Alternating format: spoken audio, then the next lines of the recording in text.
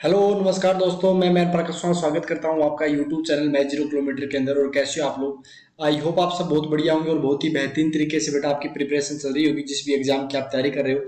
अब अपन next class करने वाले हैं फंक्शनल ग्राफ की, जिसके अंदर अपन ने रेंज के बारे में, मैक्सिमम मिनिमा के बारे में और डोमेन के बारे में पढ़ लिया था और रूट्स के बारे में पढ़ लिया था। एसिम्प्टोट अपना खत्म हो गया था। अब जो बाउंडनेस की थी वो बीच में बात अटक गई थी, वो अपन आगे की अब इस क्लास के अंदर प्रोसीड करेंगे और भी शानदार चीजें एसिम्प्टोट के बाद में अपन करने वाले हैं। ठीक है, चलो तो सबसे पहले मैं एक छोटी सी इन्फॉर्मेशन मैं आपको दे दूं कि मेरा अन अकेडमी प्रोफाइल नेम जो है वो मैनपाल कसवा नाम से है। आप यहाँ पे देख भी पा रहे होंगे। आप मुझे अन अकेडमी डाउनलोड करके फॉलो भी कर सकते हो। 61 फॉलोवर है, 41 डेडिकेशन। जो ऑफलाइन बच्चे पढ़ चुके हैं वो अपने जो मेरे से पढ़ने के बाद जो फील होता है वो अपनी डेडिकेशन यहाँ पे देते हैं, तो आप भी देख सकते हैं। और ये मेरा आप आराम से, अब बोला कि सर प्रोफाइल कहाँ मिलेगी आपकी, तो मेरी प्रोफाइल जो है वो यहाँ पे डिस्क्रिप्शन बॉक्स होगा, उसके अंदर आपको मिल जाएगी। आप चेक करके आराम से मेरे को फॉलो कर सकते हो। ठीक है बेटा, चलो आगे की चीज। मैं मैनपाल कसवा आपको एनडीए, नेवी और एयरफोर्स की तैयारी करवाता हूँ और आपके स्कोर को बेहतरीन बनाने का प्रयास करता हूँ। इसके साथ साथ में अपन और भी कम्पिटेटिव एग्जाम जैसे आईआईटीज हो गया, केट हो गया, बैंक हो गया, इस टाइप के अपन बेसिक क्लास करते रहते हैं, जिससे क्या होता है कि बच्चे का बेस मजबूत हो जाता है। बाद में वो जहां पे भी पढ़ता है तो उसको अच्छा लगता है कि हाँ भैया यहाँ पे अपने बेसिक कवर कर लिया। क्योंकि मैं हर फील्ड के अंदर नहीं पढ़ा सकता, ये मुझे भी पता है। इसलिए मैं क्या करता हूँ, एनडी नेवी एयरफोर्स मेरा मेन टारगेट है कि मैं यहाँ पे पढ़ाऊँ, लेकिन बेसिक मैं हर जगह करवाता हूँ ताकि आपकी कोई दिक्कत ना आए। ठीक है, क्योंकि बेसिक तो मैं हर जगह सेम होता है, आपको भी पता है यार, जनरल सी बात है। ठीक है, अब दूसरी बात ये कि मैं एयरफोर्स के अंदर आपको दिख रहा है यहाँ पे मेरे सिलेक्शन भी हो चुका है। 25 में से 25 नंबर मेरे आ चुके हैं, तो सब कुछ अच्छा है। और सितंबर 2020 के अंदर ये पेपर हुआ था जिसके अंदर मेरे मैथ्स में से पूरे आए थे। आपको सब कुछ यहाँ पे शो भी हो रहा होगा। ठीक है बेटा, अब नेक्स्ट चीज को अपन शुरू करते हैं। एसिम्प्टोट का मुझे पता है कि कहाँ पे खत्म किया था, बस वहीं से स्टार्ट करेंगे बेटा और आगे की चीजों को कवर करेंगे। ठीक है, तो चलो भैया स्टार्ट करते हैं आगे की चीजों को और बेहतरीन बनाने का प्रयास करते हैं। ठीक है, एसिम्प्टोट का कहाँ पे अटका था, वो एक अपने पास में अटक गया था ना, क्वेश्चन अटक गया था कि सर वो कैसे होगा, उसके बारे में थोड़ा सा हमें बता दो, आइडिया दे दो क्या कुछ रहने वाला है। ठीक है भाई, तुम्हें आइडिया दे देते हैं इस टाइप के क्वेश्चन का। टेंशन का है को ले रहे हो अपने पास में, सपोज दैट ये ऐसा ही था ना ग्राफ, एक अपने पास में बोला हाँ सर ऐसा ही कुछ ग्राफ था। ठीक है भाई, ये अपने पास में एक्स एक्सिस था, ये अपने पास में वाई एक्सिस होता है, आपको पता ही है। अब जो ग्राफ था वो कुछ इस टाइप से बना हुआ था, इस टाइप से कुछ बना हुआ था। अब यहाँ पर अपने पास ये ओपन था, यहाँ पे फील्ड सर्कल था, इसकी जो वैल्यू है अपने पास में वो -1 थी। कितनी थी? -1 थी। ये 0 था, ये अपने पास में 1 हो गया और ये अपने पास में कितना हो गया? बोला सर ये 2 हो गया। ठीक है, और इसकी जो मैक्सिमम वैल्यू अगर आप ध्यान ध्यान से देखो तो मैक्सिमम वैल्यू कितनी होगी? 3 होगी। ये तो अपने पास में, जैसे एक वो बात बोल सकते हैं आपको, जैसे वो उसमें मैंने क्या करवाया था आपको, 1 सेकेंड, ला ला ला ला, यानी ये अपने पास में जो लाइन है ना, जो ऊपर अपने पास में यहाँ पे रोकी गई थी, ये अपने पास में अप्रोच कर रही है, ये बताने का प्रयास किया गया था। यहाँ पे अपन ने अप्रोच करने की थोड़ी सी बात डिस्कस कर रहे थे, यानी यहाँ पर जाके ऐसे करके था, यानी x इक्वल टू, मतलब x इक्वल टू नहीं, x इक्वल टू नहीं होगा, ये होगा y के इक्वल। ठीक है, यानी अपने पास में जो लाइन है ना ये वाली, ये 3 कोमा, ये 3 है पॉइंट y के ऊपर, यानी 0,3 पॉइंट हो गए। ध्यान से सुनना बेटा, ये y इक्वल टू 3 हो गया। अब अगर मैं ऐसे को पूछा जाए ये बाउंडेड है कि नहीं, तो आपने बोला सर बाउंडेड है। क्यों? क्योंकि ये इन्फिनिटी तक नहीं जा रहा है। ये बाउंडेड क्यों है? क्योंकि सर ये इन्फिनिटी तक नहीं जा रहा। अपन अगर हॉरिजॉन्टल एक्सेस के, अगर आप बात करो कि हॉरिजॉन्टल एक्सेस के पैरेलल के अंदर सर 2 लाइन खींचे जो अपने पास में इसको रोक दे, उसको बाउंड कर पाए, तो भैया ये सही बात है, बाउंडेड है। अच्छा, अब बाउंडेड आता है तो लोअर बाउंडेड है, तो बोला सर लोअर बाउंडेड भी है। अपने बाउंडेड है तो दोनों बाउंडेड होगा, अपर बाउंडेड भी होगा, लोअर बाउंडेड भी होगा। अब बोल दिया कि सर लोअर बाउंड कितना है, नीचे वाला बाउंड कितना है, बोला सर लोअर बाउंड -1 है। अच्छा, अब आपको ऐसे बोला जाए अपर बाउंड कितना है सर, तो आप ये भी बताओगे कि सर जो अपर बाउंड है ना अपने पास में वो दे रखा है 3, वो 3 दे रखा है, मतलब 3 है, अपर बाउंड की वैल्यू 3 है। आपको हमेशा याद रखना बेटा, जब बाउंडेड की चीज देखते हो ना तो आप वाई एक्सिस की तरफ देखना। आप कभी भी, मतलब रेंज के टाइप की बात होती है, यहाँ पे रेंज के बारे में देखा जाता है कि सर अगर रेंज इन्फिनिटिव नहीं है तो वो बाउंडेड है। डोमेन के ऊपर बात नहीं करेंगे, एक्स एक्सिस पे कोई भी अपने को बात नहीं करनी, ये आपको पता होना चाहिए। बात समझ में आ रही मेरे बेटे? आई होप आपको ये चीज समझ में आ गई होगी। जैसे नेक्स्ट मैं एक ग्राफ और लेता हूँ, फिर देखते हैं आपको ये समझ में आया कि नहीं आया। अच्छे से कवर कराएंगे बेटा, टेंशन मत लेना आप। अब मेरे पास सपोज दैट ये ग्राफ दे रखा है। ठीक है, अब ये ग्राफ दे रखा है, ये एक्स एक्सिस हो गया, ये अपने पास में एक्स एक्सिस हो गया, ये वाई एक्सिस हो गया। इसमें मैं ग्राफ ब्लैक पेन से बनाता हूँ ताकि आपको, ब्लैक तो इसमें चूज नहीं हो पाएगा, चलो कोई नहीं, दूसरी ले लेते हैं। ये अपने पास में ऐसे यहाँ पर दे रखा है और इस टाइप से अपने पास में ग्राफ दे रखा है, ध्यान से सुनना बेटा। अब अपने पास में ये ग्राफ दे दिया और अपने को बोल दिया गया कि भाई ये बाउंडेड है कि क्या कुछ है। तो सबसे पहले ये बाउंडेड है क्या, बाउंडेड है क्या, पहले तो ये बताओ। तो बोला सर बाउंडेड नहीं है। क्यों नहीं है? क्योंकि सर अगर अपन वाई एक्सिस, क्या बोला था, ओरिजेंटल एक्सिस के पैरेलल में लाइन खींचते हैं, लेकिन सर ऊपर बाउंड नहीं हो रहा, ऊपर तो ये इन्फिनिटी जा रहा है। समझ रहे हो मेरी बात को? मैंने क्या बोला था कल परसों मतलब सॉरी, पीछे वाली वीडियोस के ऊपर अंदर क्या बोला गया था, पीछे एक ही वीडियो में ये बोला गया था कि जब तक ये इसके ऊपर आप ओपन या डॉट नहीं, ओपन या फील्ड सर्कल नहीं डालते हो, तब तक आप उसको रुका हुआ नहीं बोलते, मतलब ये नहीं रुक रहा। तो बाउंडेड है? नहीं है। बोला सर लोअर बाउंडेड है? लोअर बाउंडेड है भैया, लेकिन अपर बाउंडेड नहीं है, मतलब सही नहीं है अपर बाउंड। अब लोअर बाउंड कितना है, अगर मैं बात करता हूं कि लोअर बाउंड, मैंने बाउंडेड और बाउंड के अंदर भी डिफरेंस बताया था। बाउंडेड एक प्रॉपर्टीज है, लेकिन बाउंड कौन सा पॉइंट है। जैसे सपोज दैट मेरे पास में ये 3 पॉइंट है, 0,3, तो लोअर बाउंड कितना है 3, और अपर बाउंड कितना है बता दो जल्दी से। बोला सर अपर बाउंड तो अपने पास में क्या है, बोला सर डज नॉट एग्जिस्ट। ठीक है, अपर बाउंड है ही नहीं अपने पास में, इसका मतलब आप ये बोल सकते हो कि अपर बाउंड सर है ही नहीं अपने पास में। ये बात समझ में कि नहीं आई? एक एग्जांपल और देख लो जिससे और बेहतरीन तरीके से आपको समझ में आ जाए भाई। चलो एक ग्राफ और बना लेते हैं और अब की बार और अच्छा ग्राफ बनाने का प्रयास करते हैं जिसमें और अच्छे से आपको और अच्छी चीज कवर हो जाए। ठीक है, जैसे ये अपने पास में ग्राफ हो गया, जैसे ये ग्राफ हो गया, ध्यान से देखना बेटा, ये अपने पास में ग्राफ हो गया। और पहले तो एक काम करते हैं, जो एक्स्ट्रा इनको उठाते हैं ताकि कुछ में से पूरा हटा देते हैं। मुझे मज़ा नहीं आया, ये ग्राफ थोड़ा सही नहीं बना, टेढ़ा बन गया। चलो कोई नहीं, सीधा बनाने का प्रयास करते हैं। 1 सेकेंड,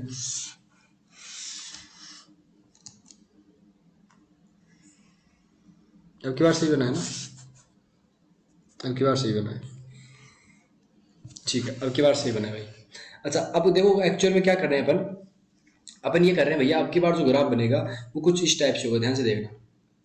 ये ऐसे होगा, इस टाइप से, मतलब समझ रहे हो ना बात को, इस टाइप से अपने पास में होगा। अब ये जो अप्रोच कर रहा है अपने पास ऊपर वाली वैल्यू, ये भी मैं बता दूंगा, आप टेंशन मत लेना, अप्रोच कर रहा है ये। ठीक है, ये अपने पास सपोज दैट 4 है, ये जो कट कर रहा है वो 2 है, बाकी तो ये पता है ये 0 0 है। अब आपको बोला जाए कि भाई ये बाउंडेड है क्या, तो बोला सर बाउंडेड नहीं है। बाउंडेड BOUND बाउंडेड नहीं है मेरे भाई। बोला सर बाउंडेड क्यों नहीं है, ये बाउंडेड है, बाउंडेड है, बाउंडेड है अपने पास में। ठीक है, अब क्योंकि इन्फिनिट तक नहीं जा रहा ना, जब तक आप इन्फिनिटी तक नहीं जाते हो तो बाउंडेड बोल सकते हो। अब बोला सर एक बात तो समझ में आएगी, बाउंडेड है, लोअर बाउंडेड है, तो बाउंडेड है तो वो लोअर बाउंडेड ले लो जी, अपर बाउंडेड ले लो, वो दोनों के अंदर अपन यस बोलेंगे भैया है। लेकिन लोअर बाउंड कितना है ये अगर बोल दिया जाए तो भाई लोअर बाउंड कितना है वो पता है क्या आपको? बोला हाँ सर लोअर बाउंड पता है 0 है। अच्छा आपको बोला जाए सर अपर बाउंड का क्या खेल है, अपर बाउंड भी बता दो थोड़ा सा, अपर बाउंड बता सकते हो आराम से? बोला सर हाँ आराम से बता सकते हैं। अपर बाउंड 4 को अपने पास में अप्रोच कर रहा है तो 4 हो गया, ये समझ में आना चाहिए। बोला आंसर आ गया। इनके रेंज और आप निकाल सकते हो क्या, इनके रेंज और डोमेन जिसे बोलते हैं, डोमेन कितना होगा बता दो फिर इस फंक्शन का, जल्दी से बताओ इस डोमेन कितना हुआ। तो बोला sir left hand y x axis की बात करेंगे तो ये -∞ से +∞ जा रहा है। यानी मैं अगर इसको ये बोलूं कि सर ये रियल नंबर है, डोमेन इसका रियल नंबर कोई भी रख दो, तो ये बेसिक के अंदर बता दिया गया है। अगर नहीं आता तो भैया देख लेना। रेंज ऑफ अपने पास में अगर इसकी बात की जाए तो रेंज कितनी है जल्दी से बताओ। तो बोला सर रेंज जो अपने पास में है वो सर नीचे लगभग वैल्यू 0 की तरफ क्रूडली जा रहा है और ऊपर 4 तक जा रहा है, तो 0 से लेकर 4 तक बोल देंगे। ऐसे इस फंक्शन की बता सकते हो डोमेन कितना हुआ इस फंक्शन का। बोला सर हाँ डोमेन बता सकते हैं। डोमेन सर एक्चुअल में क्या हुआ, ये 0 से स्टार्ट कर रहा है और किस, अब ये सर इन्फिनिटी बोलेंगे अपन तो यहाँ पर, क्योंकि अपने को बता, अब कई बच्चे बोलेंगे सर ये कहीं ना कहीं किसी न किसी अपने पास में x इक्वल टू कोई लाइन होगी उसको अपन ने क्या कर रहा है अप्रोच कर रहा है, लेकिन हमें जब तक बताया नहीं जाता तब तक बोलेंगे भैया ये इन्फिनिट तक जाएगा। रेंज ऑफ फंक्शन कितना हो जाएगा ये भी पता होना चाहिए। बोला सर रेंज ऑफ फंक्शन की अगर हम बात करते हैं तो 3 से स्टार्ट होता है, इन्फिनिट तक चलता है, तो आपको ये पता होना चाहिए। इसका अगर रूट्स की बात की जाए, रूट की बात की जाए तो रूट नन है, यानी ये कट नहीं कर रहा है। और अपने पास 0 मत बोलते ना कभी भी, जैसे इसका अपन क्या बोलेंगे बताओ। बोला सर इसका भी रूट क्या है अपने पास में, नन है। क्या है, नन है। ये चीज समझ में आनी चाहिए। आई होप ये चीज आपको समझ में आ भी गई होगी। ठीक है, इसका भी डोमेन वगैरह बता सकते हो क्या, लिखा जरूर बेटा, क्योंकि आपने अगर पढ़ी है चीजों को तो फिर आपको करना जरूरी है। डोमेन कितना है, तो बोला सर y के अंदर कितनी वैल्यू आती है सर इसकी, ये बता दो। तो जैसे मेरे पास में ये 1 पे कट कर रहा था, मैंने सपोज दैट इसकी वैल्यू 1/2 दे दी यहाँ पे, तो डोमेन ऑफ फंक्शन कितना हो गया, बोला सर 1/2 से लेके कितना तक जा रहा है, बोला सर 2 से इधर इधर रह गया अपने पास में, यानी सर ये वैल्यू आ गई। अच्छा रेंज ऑफ फंक्शन की बात करते हैं, तो रेंज ऑफ फंक्शन बता सकते हो, बोला हाँ सर इसकी मिनिमम वैल्यू है वो -1 है सर, और मैक्सिमम कहाँ तक जा रहा है, तो बोला सर 3 तक जाने का प्रयास कर रहा है। अच्छा इसका रूट बता सकते हो, बोला हाँ सर रूट जो है वो अपने पास में वो इसका होगा 1। अब मैं √1 लिख रहा हूं, इसका मतलब ये नहीं कि एक्स एक्स से 1 काट रहा है, ये अपने पास में ये कौन से पॉइंट पे काट रहा है उसकी बात कर रहे हैं, वो 1 पे काट रहा है, तो मैंने बोल दिया √1। और नंबर ऑफ रूट भी कितना है, 1 है। ये चीज समझ में आनी चाहिए। आई होप आपको समझ में भी आ गया होगा बिना किसी समस्या के, देरी के, प्रॉब्लम के। ठीक है भाई, अब एक ग्राफ और देखते हैं और उस ग्राफ के बाद में अपन चीजों को यहाँ पे खत्म कर देंगे और नेक्स्ट टॉपिक पढ़ेंगे, नेक्स्ट इसकी टर्मिनोलॉजी पढ़ेंगे कि क्या है क्या नहीं है, क्या मामला है। ठीक है भाई, 1 सेकंड में ग्राफ वापस सही से बनाता हूँ ताकि आपको सही से समझ में आए। ठीक है, ये अपने पास में ग्राफ हो गया, ध्यान से देखना बेटा। अब अपने पास में ये हो गया, एक तो y एक्सिस हो गया, एक x एक्सिस हो गया। अपने पास में ग्राफ कुछ इस टाइप से चल रहा है, ध्यान से देखना, इस टाइप से अपने पास में चल रहा है। अब ये मैं बता देता हूँ पहले, लगभग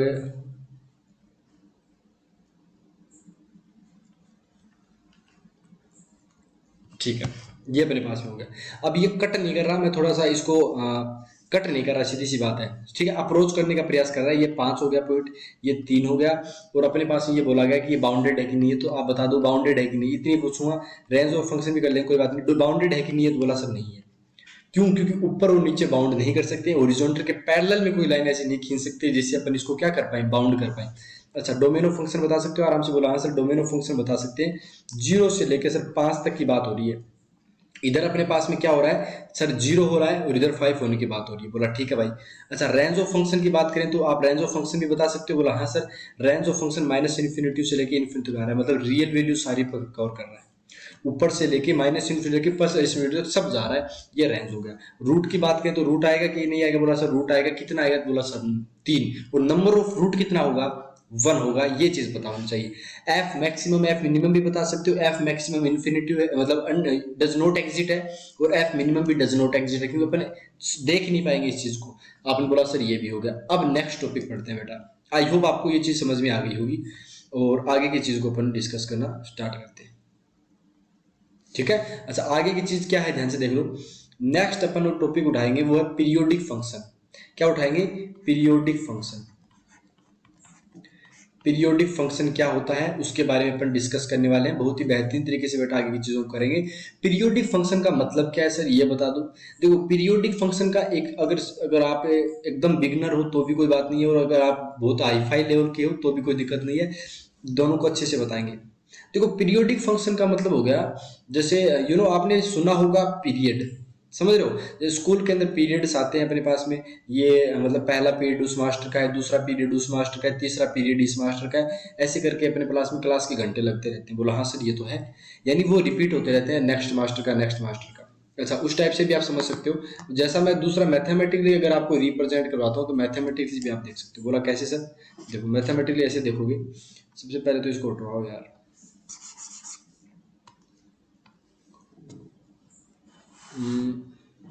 मैं ग्राफ बना लेता हूँ सबसे पहले तो, जिससे आपको समझ में आएगा। ठीक है, जैसे ये आपके पास में ग्राफ ले लिया, ठीक है।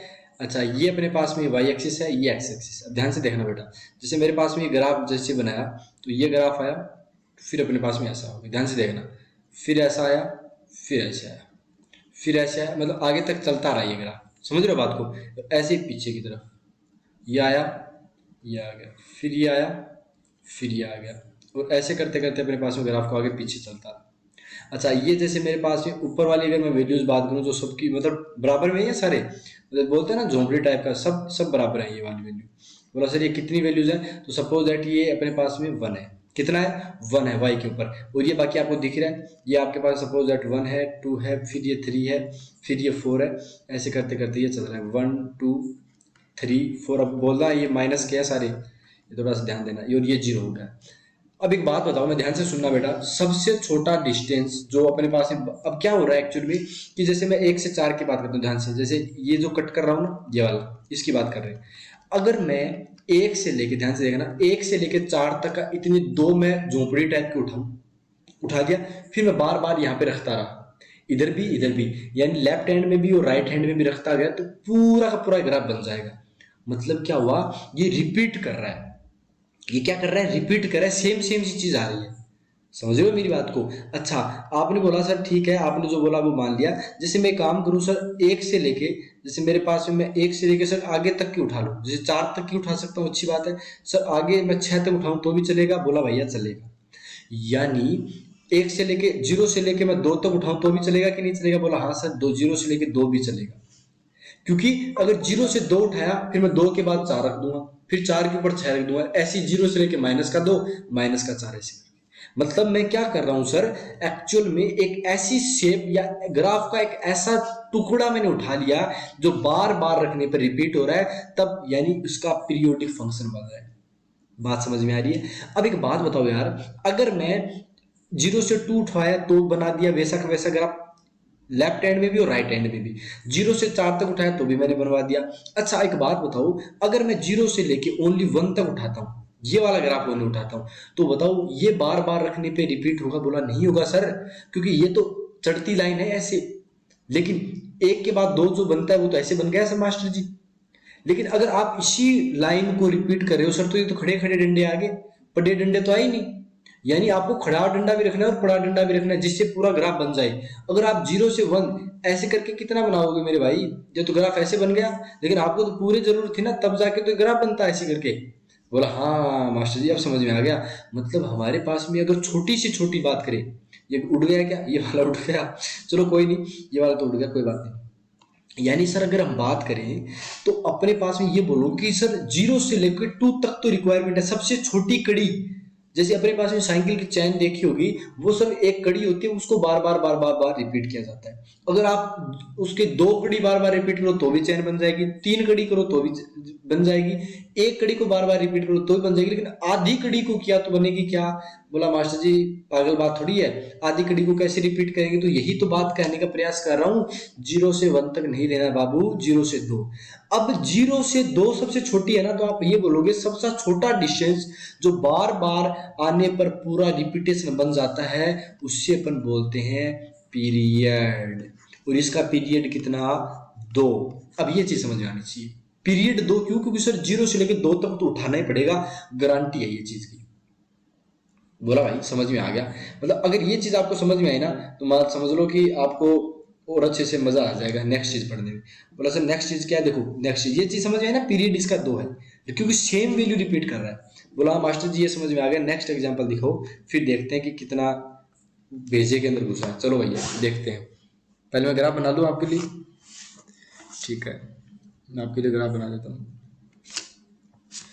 अब जैसे ये ग्राफ आ गया आपके लिए, ध्यान से देखना बेटा, अपने पास में ये वाई एक्सिस हो गया, ये एक्स एक्सिस हो गया। जैसे मेरे पास में ग्राफ ऐसा आया, ध्यान से देखना,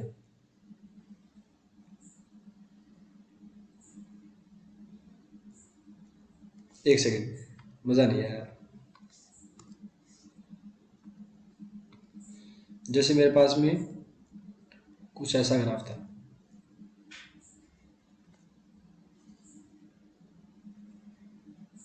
ध्यान से देखना,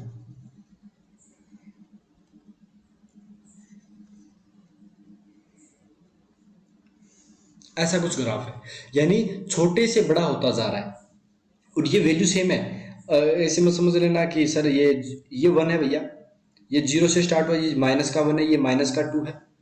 और जैसे अपने पास में ये फिर -1 नहीं, फिर ये -2, चलो ठीक है, -2 नहीं, इसको -2 लो, इसको मैं -4 देता हूँ, ये मैं सर 2 लेता हूँ, 2 के बाद सर ये 4 बन गया, इस टाइप से बन रहा है। अब ये बताओ ये पीरियोडिक है कि नहीं है, इसका पीरियड एग्जिट करता है कि नहीं करता, ये बताओ पीरियोडिक है क्या? पीरियोडिक है क्या, बता दो बाबू। अब जिसने ये पीरियोडिक बोला ना भैया, वो अपने थप्पड़ मार ले मुंह पे, क्योंकि इससे अच्छा मैं और नहीं समझा सकता, कभी नहीं समझाता मैं इसे इतने धीरे से। पीरियोडिक नहीं है बाबू, क्योंकि एक बात बताओ, अगर आप कोई इसमें आप में से बोलता है कि सर इसको, इस वैल्यू को मैं बार बार रिपीट कर रहा हूँ, शेप बाकी सेम रहेगी, ये थोड़ा बहुत अपना ग्राफ ऊपर नीचे हो सकता है, लेकिन बताओ ये -4 से -2 है, उसको आप रिपीट किया तो -2 से 0 वो आया। अरे नहीं, थोड़ा सा बढ़ गया आकार, साइज बढ़ता हुआ दिख रहा है। उसमें क्या बोला गया था कि सर साइज सेम रहना चाहिए, और 0 से लेकर 2 डिस्टेंस, 2 डिस्टेंस पे ये वापस नीचे आ गया, फिर 2 से 4 के बाद दोबारा नीचे आना चाहिए, तब ये पीरियोडिक कहलाता है, तब इसका पीरियड 2 होता है। आई होप आपको मैं समझाने में एबल रहा हूँ और आपको सही तरीके से चीजें समझ में आ गई होगी। एक एग्जाम्पल और लूँ क्या? चलो एक एग्जाम्पल और लेते हैं जिसके अंदर आपको समझ में आएगा। अरे एग्जाम्पल की कमी नहीं है अपने पास, एग्जाम्पल भर के पड़े हैं, बस आपको समझ में आना चाहिए। एक बार में आ जाए तो अच्छी बात है यार, नहीं आए तो कोई बात नहीं, दोबारा समझाएंगे, लेकिन समझाएंगे। जैसे आपके पास में ये वाला है, थोड़ी क्लास लंबी रहेगी बेटा आज की, थोड़ा सा अपने चीज़ों को एकदम, जैसे ये ग्राफ है, ध्यान से सुनना, ये हो गया। उसके बाद में मैंने क्या किया, यहाँ पर इसके एकदम ऊपर ये कर दिया, फिर मैंने इसके ऊपर ऐसे लिया, फिर मैं वापस ऊपर चल पड़ा, ऐसे कुछ चल रहा है मेरे साथ में। फिर बोला सर और ये यहाँ पे हो गया, ऐसे कुछ है। उसके बाद में यहाँ पर फिर कर दिया मैंने, फिर अपने पास में ऐसे कुछ, मतलब समझ जाओ। अब ये अपने पास में ऐसे करके है भैया, अब आप खुद बताओ यार कि ये अपने पास में क्या हो रहा है, पीरियोडिक है कि नहीं है? बताओ बताओ बताओ, पीरियोडिक है कि नहीं है? तो बोला सर पीरियोडिक अपने पास में ये भी नहीं है। क्यों? क्योंकि सर अगर अपन जैसे 2 4 6, ये तो चलो कोई नहीं, बात कर लेंगे, -2 ये -4, लेकिन सर 0 से 2 इसको अगर मैं बार बार रिपीट करता हूँ सर, तो ये ऐसे ऐसे ऐसे ऐसे रिपीट करेगा। कैसे? ऐसे, फिर ऐसे, फिर ऐसे। अरे भाई इसको तो ऊपर जाना है, तो वो नहीं होगा। तो आप क्या बोलोगे कि सर ये पीरियोडिक है कि नहीं है? बोला सर पीरियोडिक नहीं है। ये चीज समझाने का प्रयास कर रहा हूं, अगर आपके समझ में आ गई होगी तो आगे बढ़ते हैं। पीरियोडिक हो गया। चलो भैया अब एक बार थोड़ा सा पढ़ लेते हैं कि अपन ने क्या क्या चीज आज अब तक की पढ़ ली है, फिर आगे अपन नेक्स्ट टॉपिक चालू करने वाले हैं भगवान का नाम लेकर, जय श्री राम। और देखो पहला अपन ने इसके बारे में ग्राफ्स देखे थे, फिर इसका डोमेन देखा अपन ने, बोला सर डोमेन देख लिया, फिर रेंज देखा, रेंज भी देख लिया, फिर रूट देखा, रूट भी देख लिया, फिर एफ मैक्सिमम एफ मिनिमम ये भी देख लिया। फिर अपन ने क्या देखा बताओ? बोला एसिम्पटोट देखा, बोला हाँ सर एसिम्पटोट भी देखा। उसके बाद में बाउंडनेस देखा और पीरियोडिक फंक्शन। इतनी चीज मैंने आपको अभी तक कवर करा दी है और आपको बेसिक नॉलेज इसका फिट कर दिया कि भैया ये चीज होती है। अब यहाँ तक चीज समझ में आई तो बताओ, समझ में आ गई? ओके, और बस यही है, अब आगे की चीज़ों को कवर करते हैं। मेरा थोड़ा सा ये रहता है भाई, मैं थोड़ा सा, चलो अपन पार्ट ऑफ वीडियो की बात कर लेते हैं, कई बार पढ़ाई की बातें के साथ साथ और भी चीज़ें ज़रूरी होती है बात करनी।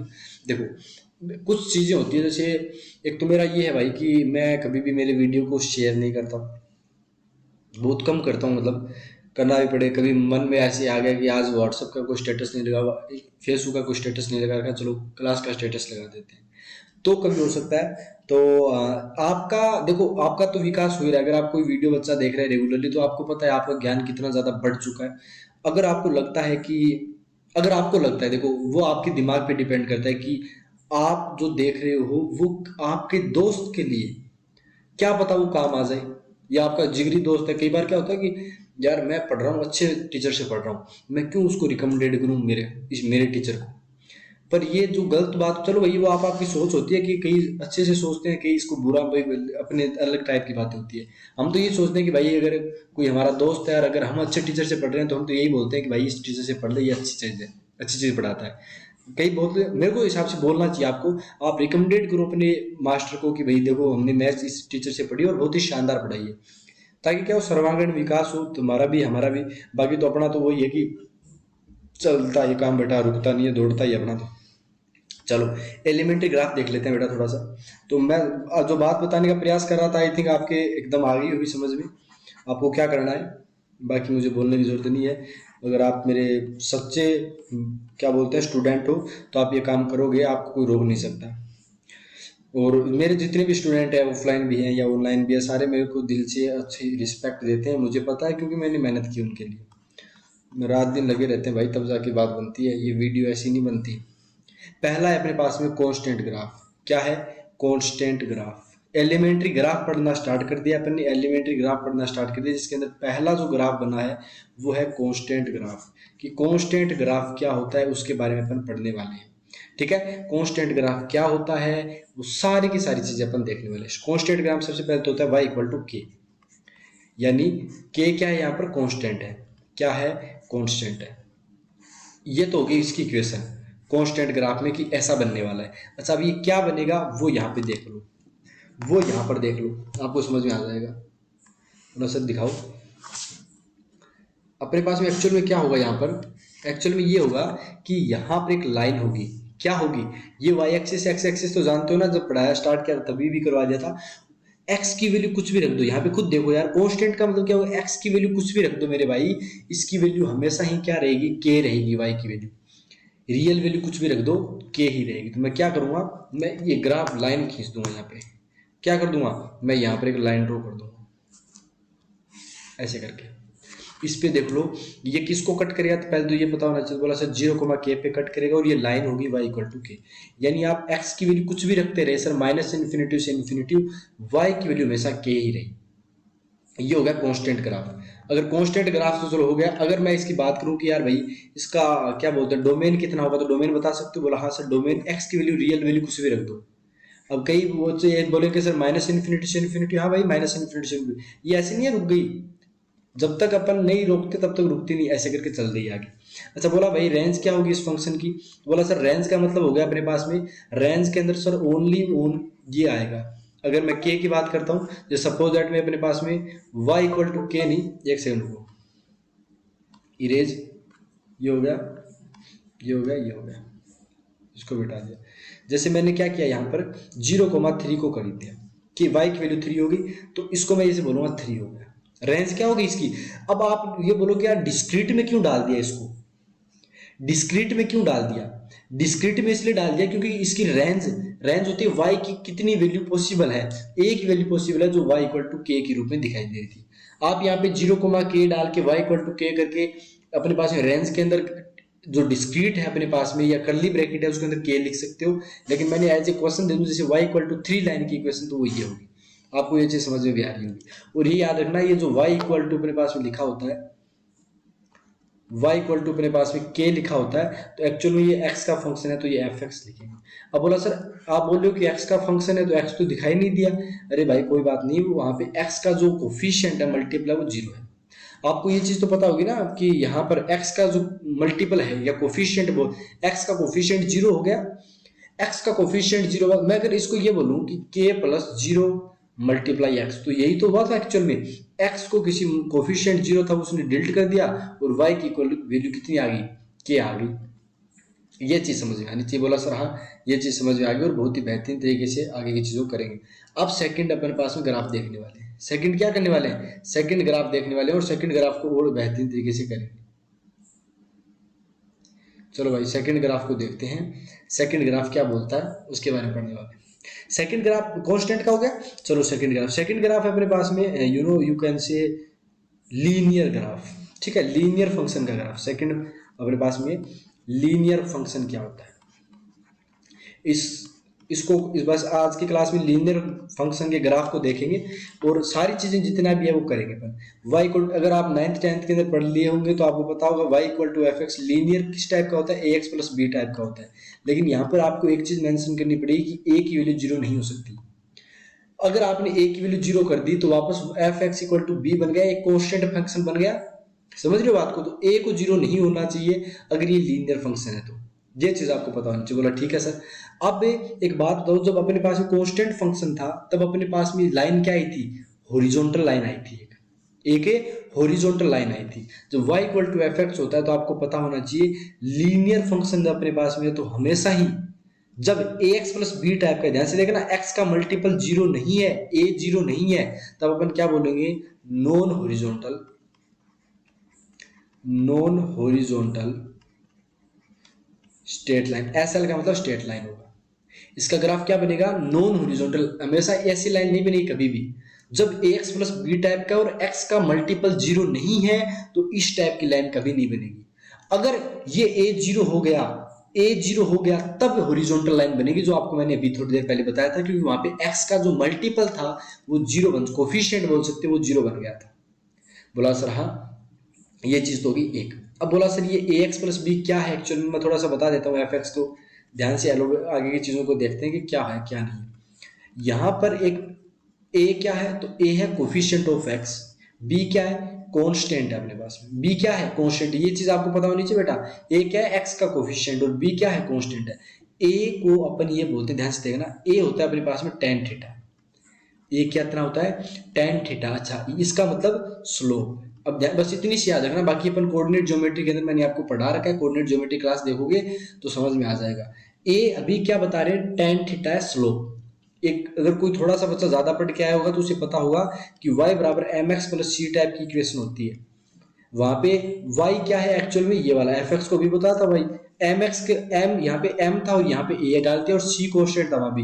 आप है ना लीनियर फंक्शन जो होता है ना, जो कई बच्चे बोलते हैं कि सर ए एक्स प्लस बी टाइप का, देखो भाई ए और बी क्या है, कॉन्स्टेंट है। अल्फा एक्स प्लस बीटा भी बोल सकते हो आप इसको, y बराबर एम एक्स प्लस सी भी बोल सकते हो, पी एक्स प्लस क्यू भी बोल सकते हो, क्योंकि कॉन्स्टेंट तो चेंज होने वाली चीज है यार। लेकिन टाइप क्या है, एक एक्स का अपने पास में टर्म रहेगा, एक कॉन्स्टेंट टर्म रहेगा, ये होता है लीनियर फंक्शन। सॉरी, अगर यहाँ पे बी जीरो हो गया तो कोई दिक्कत नहीं है।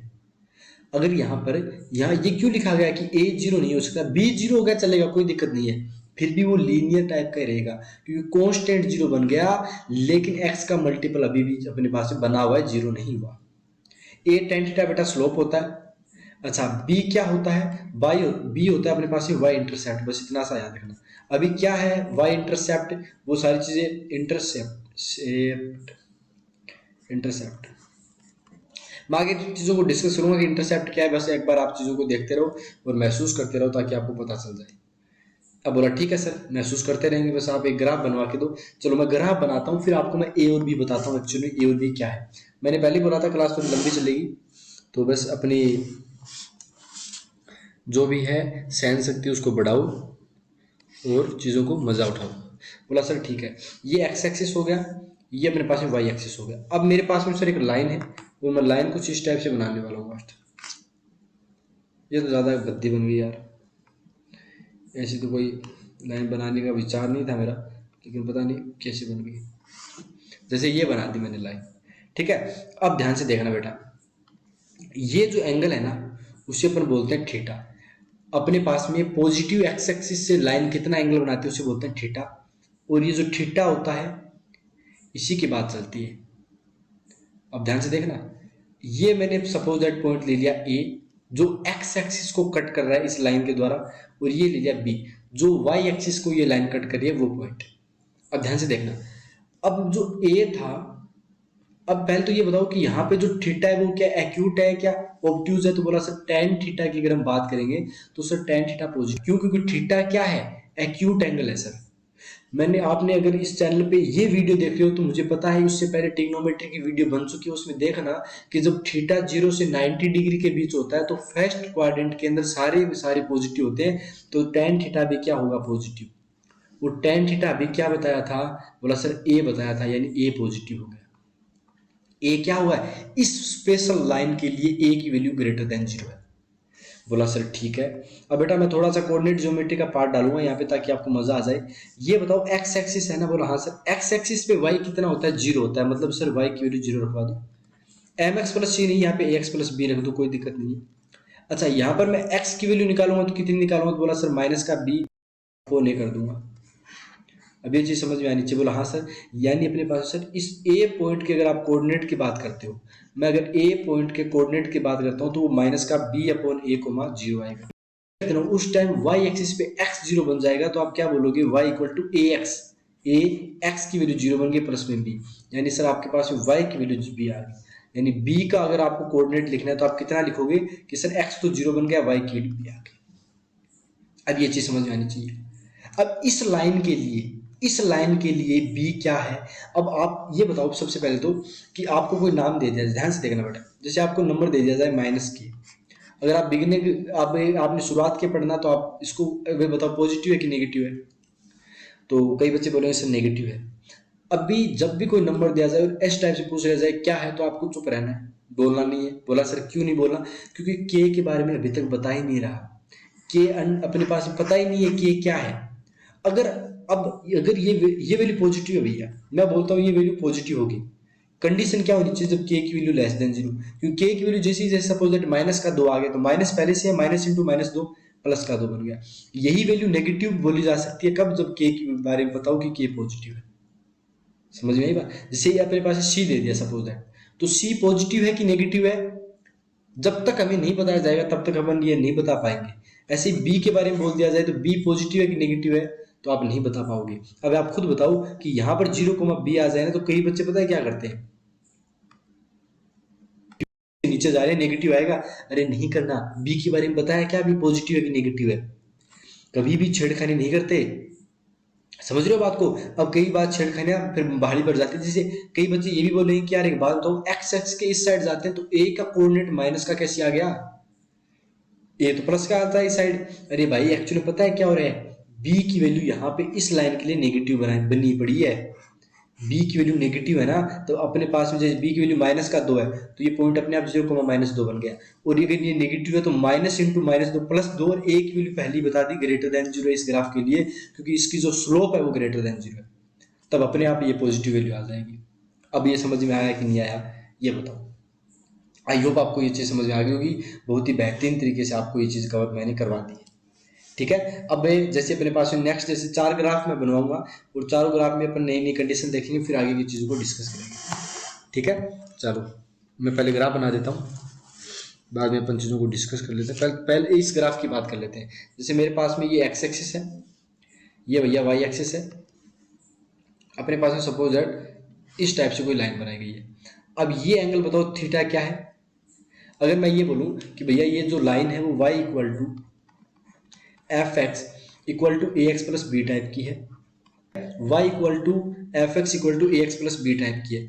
अब ये बोलो कि इसके लिए a क्या रहेगा, बोला सर एक्यूट एंगल है ना तब तक टेन, क्योंकि सेकंड क्वाड्रेंट आता है ना, जैसे ये 90 डिग्री की बात है। अगर सर अपने पास लाइन ऐसी बन गई यानी ऑब्ट्यूज एंगल हो गया तो लफड़ा हो सकता है सर, तब तक के लिए अपन जिक्र ही नहीं करेंगे। तो ए की वैल्यू इस लाइन के लिए क्या है, ग्रेटर देन 0 है कि नहीं, क्योंकि सर अपने पास में रियल पॉजिटिव एक्सिस, रियल तो छोड़ो वो रियल इमेजिनरी का नहीं है, पॉजिटिव एक्सिस से यहाँ पे अपन देखने वाले हैं ए ग्रेटर देन 0 है। ए ग्रेटर देन 0 इसलिए क्योंकि इसका थीटा एक्यूट है, इसकी स्लोप है वो पॉजिटिव आ जाएगी। बोला ठीक है सर, ये एक चीज तो पता चल गई। दूसरी चीज सर बी के बारे में क्या बता पाओगे। अब वाई इंटरसेप्ट मतलब क्या हुआ, मैं यहाँ पे बता देता हूँ कि वाई इंटरसेप्ट का मतलब होगा ये वाला, वाई एक्सिस को ये लाइन जहां कट कर रही है उसकी ओरिजिन से डिस्टेंस क्या होगी। अगर मैं ये बोलूं वाई इंटरसेप्ट कितना है तो आप बोलोगे ओबी होगा। क्या होगा बेटा, ओबी होगा। अब यहां पर ये बोलो, और ओबी अगर वाई इंटरसेप्ट पॉजिटिव है तो बी पॉजिटिव है। अगर मतलब ये बोल सकते हो कि वाई इंटरसेप्ट अगर नीचे बन रहा है तो बी की वैल्यू नेगेटिव है, ऊपर बन रहा है तो पॉजिटिव है। अब यहाँ पर क्या कहाँ बन रहा है, बोला सर ऊपर बन रहा है, ये देखो वाई इंटरसेप्ट वाई एक्सिस को ऊपर काट रहा है, और ऊपर काट रहा है मतलब समझ में आ गया सर, बी की वैल्यू भी पक्का पक्का क्या रही है, पॉजिटिव रही है। ये चीज आपको समझ में आनी चाहिए, और आई होप आपको ये चीज समझ में आ भी रही होगी, आई होप आ रही होगी। ठीक है भाई, आगे समझ में। चलो भैया, क्योंकि अपने पास में क्या हुआ, टेन थीटा की value greater than 0, tan theta value greater than 0 मतलब स्लोप ग्रेटर देन 0, और स्लोप एम से शो करता है, नॉर्मली कोऑर्डिनेट ज्योमेट्री आप आराम से पढ़ोगे। अगर स्लोप ग्रेटर देन 0 है मतलब ए एक्स प्लस बी टाइप का, ये भी ग्रेटर देन 0। ये चीज समझा रहे थे, ठीक है भाई, ये चीज भी समझ में आ गई। अब मैं केस ले लेता हूँ, ये पहला केस हो गया था अपने पास में, ठीक है, ये केस पहला हो गया था अपने पास में। केस वो नहीं ले रहे जो लेने टाइप के केस ले रहे हैं अभी, ये केस पहला हो गया भाई। ये पहले केस ए और बी के बारे में बता रहे हैं कि क्या कुछ रहेगा। ठीक है, नेक्स्ट चीज पढ़ते हैं। नेक्स्ट चीज अपने पास में देखो, ठीक है, दो ग्राफ, 3 ग्राफ, 4 ग्राफ। ठीक है भाई, अब मैं परपेंडिकुलर लाइन खींच देता हूँ उनके, 1 2 3, ये खींची हुई है। ठीक है भाई, अब ध्यान से सुनना। अगर मैं केस 2 की बात करता हूँ, केस 2 की बात करता हूँ, y equal to a x plus b अभी भी है, लेकिन अब की बार ये तो y एक्सिस स्थाई था, और अपने पास सपोज दैट ये वाली बात होगी। अब बताओ इसका a क्या, बोला सर अभी भी क्या है, एक्यूट एंगल है तो a ग्रेटर देन 0, लेकिन y इंटरसेप्ट क्या है, पहला पहला को अपन टाइप यही तो क्या था, b नेगेटिव है। ये चीज पता चली कि नहीं चली। अब जैसे मेरे ये खींच दिया है सपोज दैट ये वाला है, तो आराम से बता पाओगे? बोला हाँ सर बता पाएंगे। अब की बार सर 90 डिग्री से एंगल ज़्यादा निकल गया, तो अपने पास में ए की वैल्यू क्या है, नेगेटिव, और बी ऊपर इंटरसेक्ट पॉजिटिव आ रहे हैं, बी ग्रेटर देन 0। अब ऐसे अपने पास में सपोज दैट ये वाली लाइन आ गई, ये एंगल कितना है, बोला सर थीटा ऑब्ट्यूज है, यानी ए की वैल्यू क्या रहेगी सर, नेगेटिव रहेगी, और बी की वैल्यू क्या बनेगी, तो बोला सर बी भी नेगेटिव है, बी भी नेगेटिव है।